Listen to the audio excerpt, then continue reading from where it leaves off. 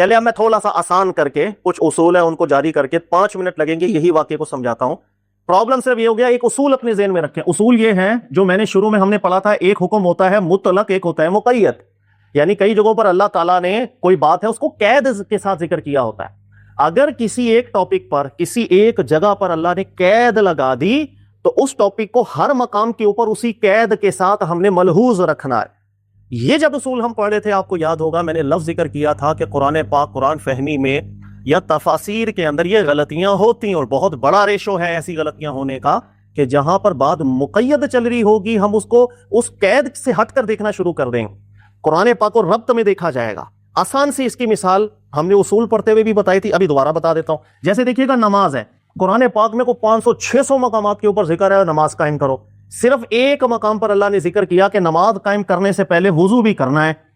تو نماز کے لیے ایک قید ہے جس کا اللہ تعالیٰ نے ذکر کر دیا.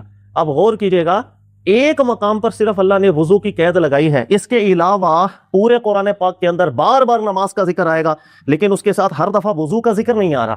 لیکن کیا میں یہ نتیجہ نکال سکتا ہوں کہ ایک جگہ اللہ نے وضو کا ذکر کیا, یہاں تو چلو ٹھیک ہے وضو سے ہم نے نماز پڑھ لی, لیکن جس جگہ پر اللہ نے نماز کا ذکر مطلق کیا ہے وہاں وضو کی ضرورت نہیں ہے. یعنی میرا نتیجہ ٹھیک نہیں ہے. جب ایک دفعہ اللہ نے قید لگا دی کہ نماز اذا قمتم الی الصلاۃ فاغسلوا, تو میں نے اب ہر اس حکم پر جہاں یہ بات آئے گی آٹومیٹیکلی اس قید کو اپنے ذہن میں رکھنا ہے. سمپل سی بات ہے یار, اس کے اندر کوئی راکٹ سائنس ہے.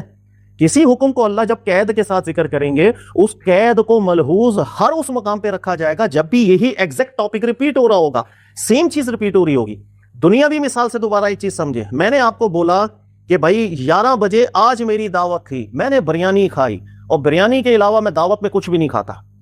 یہ جملہ میں نے آپ سے ذکر کیا, اس میں ایک قید لگا دی کہ بھائی میں جب بھی دعوت پہ جاؤں گا میں بریانی کھاؤں گا, بریانی کے علاوہ میں کچھ نہیں کھاتا. اچھا اب میں نے آپ سے ذکر کیا یار کل بھی میں ایک دعوت سے ہو کے آ رہا ہوں, اب آپ مجھے بتائیں میں کیا کھا کے آ رہا ہوں. وہ سمپل سی بات ہے یار, جب میں بریانی کے علاوہ کچھ نہیں کھاتا تو کل کھا کے آ رہا ہوں تو بریانی کھا کے آؤں گا.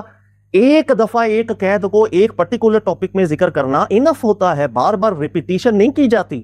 کبھی کبھی ریپیٹ کرنا کسی بات کو اچھا ہوتا ہے, کبھی کبھی زیادہ ریپیٹیشن عیب بھی بن جاتا ہے. یہ وہ اصول ہے, دماغ میں رکھے گا. اب پرابلم کیا ہوا کہ حضرت لوط علیہ السلام والا واقعہ اللہ تعالیٰ نے 2 جگہوں پر ذکر کیا. ایک جگہ پر ذکر ہے صرف اتنا لفظ کہ ہاؤلائی بناتی ان کنتم فاعلین, اور دوسری جگہ ذکر یہی واقعہ یہی سچویشن وہی آخری لمحات تھے, اس میں ذکر ہے کہ ہاؤلائی بناتی ہن اطہر لکم. یہ لفظ ہے اللہ تعالیٰ نے ذکر کیا ان کنتم فاعلین. آپ بڑی آسانی سے سمجھ میں آئے گا بھائی. اب پرابلم کیا ہوا کہ جب اس مقام کے اوپر ہم آئے تو یہاں پر یہ قید نہیں تھی جو پہلے اللہ تعالیٰ ایک اس واقعے کو ذکر کر چکے ہوئے. اب یہاں پر ذکر ہے کہ جب قوم آ گئی, فرشتے عذاب کے لیے ہے. اب فرشتے ظاہر نورانی مخلوق ہوں گے, ان کی نیت آ گئی کہ بھائی یہ بھی باہر سے کوئی مہمان آیا, ہم اس کی بھی ذرا عزت لوٹ لیں. وہ پوری نیت سے قوم آ گئی. حضرت لوط علیہ السلام کا مکالمہ یہاں پر ذکر ہے. اب حضرت لوط علیہ السلام کا ایک جملہ جو مختصراً ذکر ہوا ہے, ہاؤلائی بناتی, یہ میری بیٹیاں ہیں, ان کنتم فاعلین, اگر تم قضائے شہوت کرنا چاہتے ہو تو یہ رستہ ہے. یہاں اتنی بات آ گئی. اب اتنی بات سے بعض حضرات آج کل کے ذہن میں رکھے گا, ماضی کے اندر کسی ایک محقق کا ذہن کبھی بھی اس طرف نہیں گیا, اس لیے کہ بڑا آسانی سے مسانی کا ربط ہے. یہ بدقسمتی ہوئی, اللہ تعالیٰ اجر دے. کوئی بھی عالم کوئی بھی محقق جب تحقیق کرتا ہے غلط, یہ کوئی مسئلہ نہیں, انسان ہے, نبی کوئی نہیں. تو یہ غلطی آج کل ہوئی ہے. جیسے صاحب ہے تدبر قرآن والے مولانا اصلاحی صاحب, وہ ان کا ذہن یہاں چلا گیا. وہ سمجھ گئے کہ شاید حضرت لوط علیہ السلام نے سب سے نچلے درجے پر جا کر یہ بات کر دی تھی ان کے ضمیر کو جھنجھوڑنے کے لیے کہ اگر تم نے عزت ہی لوٹنی ہے تو ان کی لوٹ لو, میری بیٹیاں, میرے مہمانوں کو چھوڑ دو. آسان الفاظ میں جو خلاصہ وہ نکال رہے ہیں. بہت افسوس کی بات ہے, ایسا نہیں ہے. اس لیے کہ یہ جو جملہ آپ نے کہا تھا اس کو دوسرے مقام پر اللہ ذکر کر چکے ہیں کہ اس کے اندر ایک مزید لفظ تھا, اور وہ یہ کہ یہ میری بیٹیاں ہیں, یہ تمہارے لیے پاکیزگی کی راہ ہے اگر تم قضائے شہوت کرنا چاہتے ہو. تو سمپل از دیٹ. اگر تو یہ آفر یہ تھی کہ عزت لوٹنی ہے تو ان کی لوٹو, اس ہر عزت لوٹنے میں پاکیزگی کہاں سے آ گئی؟ پاکیزگی حلال راہ پر آتی. Simple that's it. قرآن پاک نے اس قید کو لگا کر بالکل واضح طور پر بیان کر دیا تھا کہ حضرت لوط علیہ السلام نے بالکل یہ حکم نہیں دیا کہ آپ لوگ جو نا غلط کام کرنا ہی ہے تو میری بیٹیوں کے ساتھ کرو. نہیں, بالکل نہیں. استغفر اللہ. یہ پہلا پوائنٹ ہے. بہت آسان سی بات ہے کہ ایک قید کو ملحوظ ہم نے رکھنا ہے. اسی قید کے ساتھ ہم نے اگلے واقعے کو دیکھنا تھا جہاں اللہ نے ان الفاظ کو نہیں ذکر کیا, ریپیٹ نہیں کیا. اگر میں اس قید کا خیال نہیں رکھوں گا تو پھر یہ غلط نتیجے نکال آئیں گے. تو یہ بہت غلط نتیجہ ہے. ایک اللہ کے نبی کی طرف بہت بری نسبت ہے کہ وہ انہوں نے ایسا جملہ کہا کہ یار اگر آپ نے کچھ کرنا ہی ہے غلط کام تو میری بیٹیوں سے کر لو. اچھا, دوسری چیز یہاں پر ایک اصول اور ہے, تھوڑا اور کریں. یہ میں اس لیے بتا رہا ہوں آپ کو کہ ایک دفعہ یہ مخصوص تھوڑے کچھ افراد ہیں نا جو یہ جو تفسیریں ہیں وہ پھر آپ کو پتہ ہے ہمارے یہاں اگر کسی فکر سے آپ متعلق ہو جائے نا تو وہ پھر بلا وجہ کا ڈیفینڈ بھی کرتے ہیں. تو ایک دفعہ پڑھاتے ہوئے ایک صاحب تھے, انہوں نے مجھ سے یہ کاؤنٹر بات کی. انہوں نے کہا سر اگر ہم یہاں پر یہ بھی مراد لے لیں کہ حضرت لوط علیہ الصلوۃ والسلام نے یہ بول دیا ہو کہ یار عزت لوٹنی ہے تو میری بیٹیوں کی لوٹ لو, مہمانوں کو چھوڑ دو, تو یہاں پر ایک اور اصول اپلائی ہو سکتا ہے کہ ایک طرف مہمان تھے اللہ کے, ایک طرف اپنی بیٹیاں تھیں. تو آپ نے کہا, آپ نے یہ سوچا ہوگا کہ اللہ کے مہمانوں کی عزت بچ جائے, میری بیٹیوں کی عزت چلو اگر خراب بھی ہوتی ہے ہو جائے, یعنی دو بلاؤں میں پھنسے تو آپ نے احون کو اختیار کیا, مہمانوں کی عزت لٹ جائے یا اپنی بیٹیوں کی. تو انہوں نے کہا کہ مہمانوں کی میں بچا لوں, اپنی بیٹیوں کی عزت لٹتی ہے تو لٹ جائے, یہ آپ نے احون کو اختیار کیا, تو لہذا یہ اصول اپلائی ہونا چاہیے. ذہن میں رکھیے, سوال میں اس لیے آپ کو سمجھا رہا ہوں کہ اصول بھی ٹھیک طریقے سے اپلائی ہونا چاہیے بیٹا, غلط اصول اپلائی کریں گے غلط نتیجہ. اچھا غور کیجئے گا کہ یہ احون صورتحال تھی. ہم غور کرتے ہیں, قرآن پاک نے اس واقعے کو جب ذکر کیا تو قرآن کہتا ہے کہ قوم امڑ کے آئی تھی حضرت لوط علیہ السلام کے پاس, ایک آدھ فرد نہیں آیا تھا, قوم آئی تھی. اور قوم کا اطلاق کیا ایک دو پہ نہیں, ہم کہ 10 20 25 30 50 100 زیادہ افراد تھے. یہ احون تھا. غور کیجئے گا, کیا یہ احون تھا کہ مہمان جو مرد ہیں, فرشتے ہیں, اللہ کی طرف سے آئے ہیں, لوط علیہ السلام بھی جانتے ہیں عذاب دینے کے لیے آئے ہیں, یہ کچھ نہیں بگاڑ سکتے, ان کی عزت بچ جائے, اور دو بیٹیوں کو آپ پوری کے پوری قوم کے حوالے کر دیں کہ وہ قوم دو بیٹیوں کی عزت لوٹنے لگ جائے, یعنی دو عورتوں کو پوری قوم کے حوالے کر دیں کہ پوری قوم عزت لوٹے دو بیٹیوں کی, انا للہ, یہ احون کا استدلال نہیں ہے, یہ بھی غلط اصول اپلائی ہوتا ہے. سمپل از دیٹ کہ یہ غلطی ہے, یہ بالکل درست نتیجہ نہیں ہے. اللہ نے جس قید کے ساتھ ذکر کیا اس کو ملحوظ ہم نے رکھنا ہے, لازمی رکھنا ہے, ورنہ نتائج ٹھیک نہیں نکلتی. یہی وجہ ہے کہ جتنے بھی ماضی میں محققین علماء کرام گزرے, اب کسی کو بھی دیکھ لیں, محقق ابن جوزی نے کلام کیا, شیخ ابن تیمیہ, ابن القیم, جتنے آئے ہیں, اور مراوی مکتب کو بھی آپ اسٹڈی کر لیں, اور بھی جتنے, ہر ایک نے اس قید کو ذکر کیا, اور انہوں نے ذکر کیا کہ لوط علیہ السلام نے کبھی بھی یہ آفر نہیں دی تھی نعوذ باللہ کہ آپ عزت لوٹ لو ہماری بیٹی کی, یہ نتیجہ ہی غلط ہے. تو یہ تھوڑی غلطی ہو جاتی ہے, اس لیے میں دوبارہ ریپیٹ کرتا ہوں ایک جملہ, اصول پڑھتے ہوئے میں نے آپ کو سمجھایا تھا کہ کوئی بھی تفسیر ہے, یاد رکھیے گا, وہ براہ راست دین نہیں ہے, اس کا دین سے کوئی تعلق نہیں ہوتا, وہ ایک تحقیق ہے, ایک عالم کی رائے ہے, وہ ٹھیک بھی ہوتی ہے, وہ غلط بھی ہوتی ہے, اور جہاں غلطی ہے وہ اوکے ہے, وہ انسانی کاوش ہے, اللہ تعالیٰ اجر عطا فرمائے, اخلاص کے ساتھ کسی نے محنت کی, نہیں دماغ گیا وہاں پر, اوکے ہو گیا.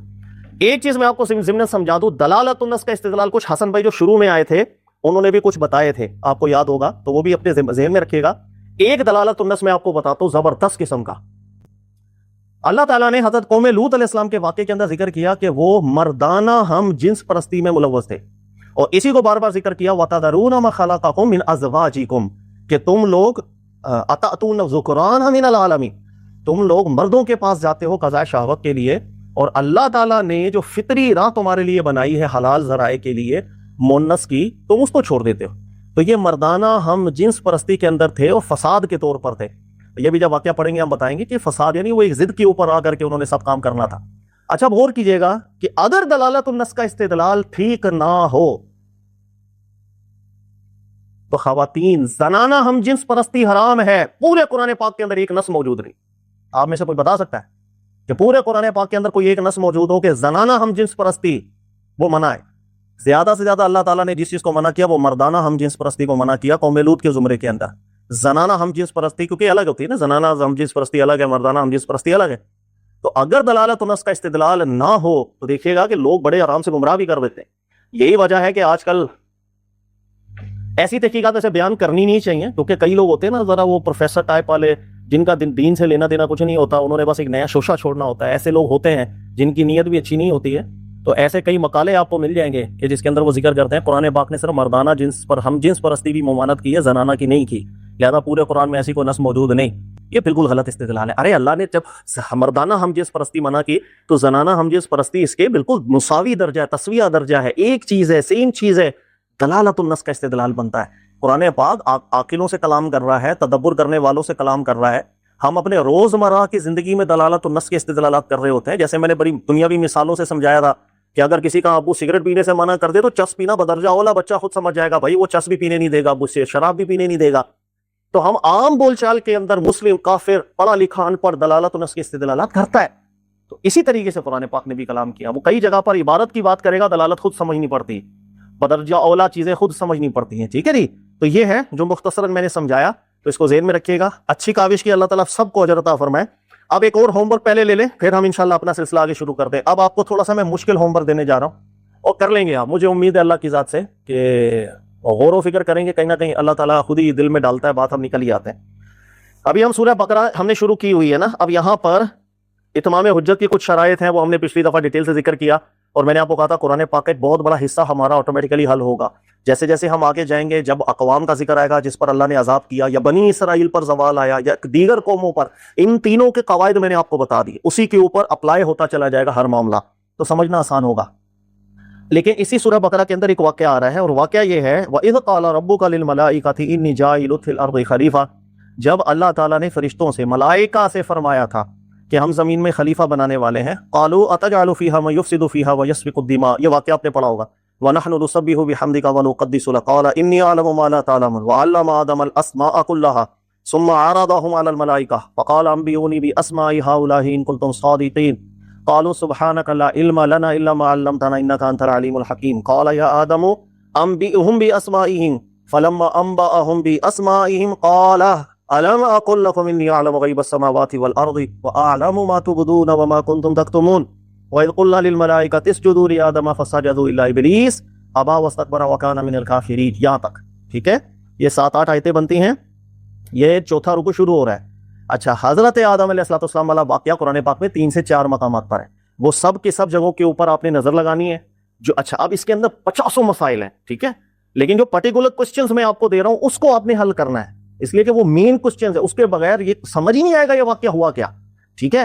اچھا دیکھیے گا اس کے اندر تفاسیر اگر آپ پڑھیں تو بہت سی آبھاس ملیں گی، جیسے حضرت آدم علیہ السلام کو اللہ نے بیان کیا اسماء سکھائے، اچھا وہ اسماء کون سے تھے، یہ مسکوت بحث اللہ تعالیٰ نے پورے قرآن میں کہیں نہیں کھولا وہ اسماء کیا تھے، لہذا وہاں اصول جاری ہوگا جب مسکوت بحثوں میں ہم جگیں گے وہ سب اجتہادی بحثیں ہوتی ہے، جس کا جو ذہن جس کو جو قرائن لگیں گے وہ چلے جائے، ہم نے کس کو چننا ہے، یتبعون احسنا، جہاں دلیل تھوڑی زیادہ وزنی لگ رہی ہوگی چن لیں گے، یہ مسکوت بحثیں، لیکن چند قیمتی بحثیں ہیں جو ہم نے حل کرنی ہے۔ نمبر 1، اس واقعے کے اندر ہر جگہ پر آپ کو یہ بحث ملے گی کہ اللہ تعالیٰ نے ملائکہ سے جب یہ فرمایا تھا کہ ہم زمین میں خلیفہ بنانے والے ہیں، تو ملائکہ نے آگے سے کہا کہ کس کو خلیفہ بنائیں گے، جو ہون ریزی کرے گا اور فساد کرے گا، ہم لوگ ہیں تیری حمد کرنے والے، ہم ہیں۔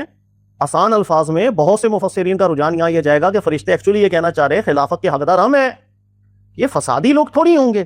تو قال انی اعلم ما لا تعالی، اللہ نے کہا کہ ہم جو جانتے ہیں تم نہیں جانتے۔ سر پرابلم از دیٹ قرآن پاک نے ملائکہ سے متعلق اپنے اوصاف ذکر کیے ہیں پورے قرآن میں، وَيَفْعَلُونَ مَا تُؤْمَرُونَ، ان کو جو حکم دیا جاتا ہے یہ وہ کام کرتے ہیں۔ اللہ نے بیان کیا کہ عباد مکرمون، یہ میرے بڑے عزیز بندے ہیں، لا یعصون اللہ، اللہ کی نافرمانی نہیں کرتے، اور اللہ نے فرمایا لا یسبقونہ بالقول، یہ ہے پوائنٹ۔ یہ دیکھیے گا اللہ نے قرآن میں فرمایا لا یسبقونہ بالقول، یہ زبان میں پہل نہیں کرتے اللہ کے سامنے،